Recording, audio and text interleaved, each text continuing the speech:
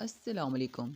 अल्लाह ताला ने हज़रत यूनुस अलैहिस्सलाम को सज़ा के तौर पर मछली के पेट में कई साल रखा।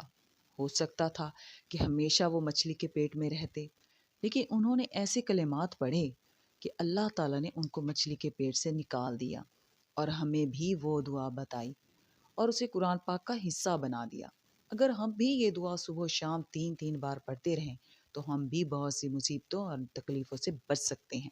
ये दुआ कुरान पाक में 17वें सिपारे की सूरह अंबिया की आयत नंबर 87 का हिस्सा है, जिसका तर्जुमा है, तेरे सिवा कोई माबूद नहीं, तू पाक है और बेशक मैं कसूरवार हूँ। आज का सबक शुरू करते हैं।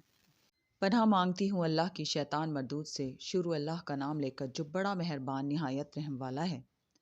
जो लोग काफिर हुए और कुफ्र ही की हालत में मर गए, वो अगर निजात हासिल करनी चाहें और बदले में ज़मीन भर सोना दें, तो हरगिज़ कबूल नहीं किया जाएगा। इन लोगों को दुख देने वाला अज़ाब होगा और इनका कोई मददगार नहीं होगा।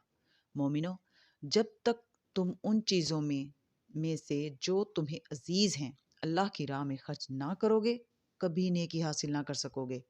और जो चीज़ तुम खर्च करोगे अल्लाह उसको जानता है।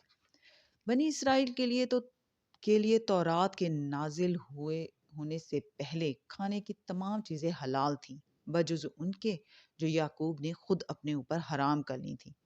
कह दो कि अगर सच्चे हो तो तौरात लाओ और उसे पढ़ो, यानी दलील पेश करो। अब जो उसके बाद भी अगर अल्लाह पर झूठे इफ्तरा करें, तो ऐसे लोग ही बेइंसाफ हैं।